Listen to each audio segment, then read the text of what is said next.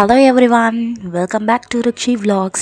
இன்றைக்கி நம்ம வீடியோவில் என்ன பார்க்க போகிறோன்னா, நம்ம ருக்ஷிதாவுக்கு தான் ஒரு ப்ராடக்ட் போட்டிருந்தோம்.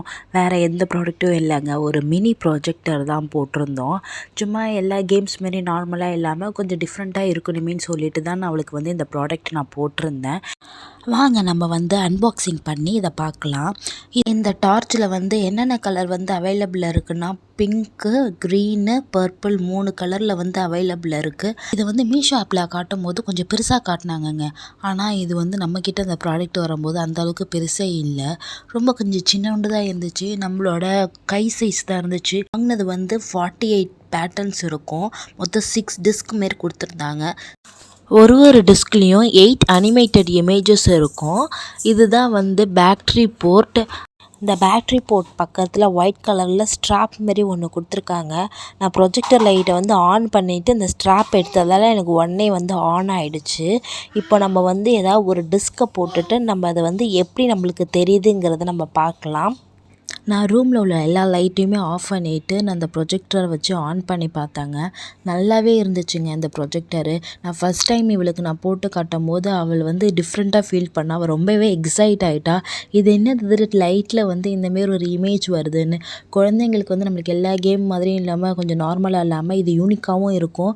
இது எஜுகேஷ்னல் டாயாகவும் நம்ம நல்லா யூஸ் பண்ணிக்கலாம். இந்த மாதிரி ப்ரொஜெக்டர் மூலியமாக அவங்களுக்கு சொல்லிக் கொடுக்கும்போது அவங்களுக்கும் டிஃப்ரெண்ட்டாக இருக்கும். நம்மளுக்கு சொல்லிக் கொடுக்கும்போது நம்மளுக்கும் கொஞ்சம் ஈஸியாக இருக்கும். அவங்களும் இதை நல்லா என்ஜாய் பண்ணுவாங்க. வாங்க நம்ம அடுத்த ப்ராடக்ட் என்னன்னு நம்ம பார்க்கலாம். நான் ஒரு வால் டெக்கர் ஒன்று போட்டிருந்தேன். ஃப்ரேம் மாதிரி இருக்கட்டும் அப்படின்னு சொல்லி நான் ஒன்று போட்டிருந்தேன். அதுதான் இப்போ வந்திருக்கு. வாங்க நம்ம ஓப்பன் பண்ணி பார்க்கலாம். பேக்கிங்லாம் நல்லாவே பண்ணி கொடுத்துருந்தாங்க. இதை நான் தூக்கி பார்க்கும்போது எனக்கு ரொம்பவே லைட் வெயிட்டாக இருந்துச்சு. நான் என்ன எக்ஸ்பெக்ட் பண்ணேன்னா, இது கொஞ்சம் கிளாஸ் மாதிரி கொஞ்சம் இருக்கும் அப்படிங்கிற மாரி நான் எக்ஸ்பெக்ட் பண்ணேன். ஆனால் அது கார்ட்போர்டில் தான் இந்த வால் டெக்கர் இருந்துச்சு எனக்கு. அதுதான் எனக்கு கொஞ்சம் ஒரு மாதிரியாக இருந்துச்சு. ஆனால் பெயிண்டிங்லேருந்து எல்லாத்தையும் சும்மாலாம் சொல்லக்கூடாதுங்க. ஃபினிஷிங்லேருந்து எல்லாமே நல்லா இருந்தது.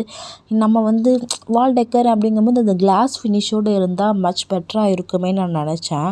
மற்றபடி வேறு எதுவும் இதில் குறை சொல்ல முடியாது. அது பின்னாடி ஸ்டிக்கிங்காக ஒன்று கொடுத்துருந்தாங்க.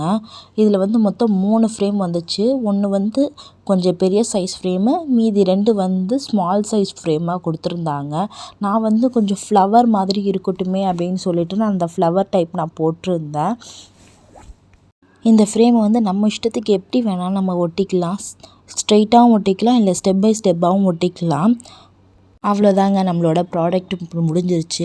உங்களுக்கு இந்த வீடியோ பிடிச்சிருந்துச்சுன்னா லைக் பண்ணுங்கள், ஷேர் பண்ணுங்கள், கண்டிப்பாக சப்ஸ்கிரைப் பண்ணுங்கள்.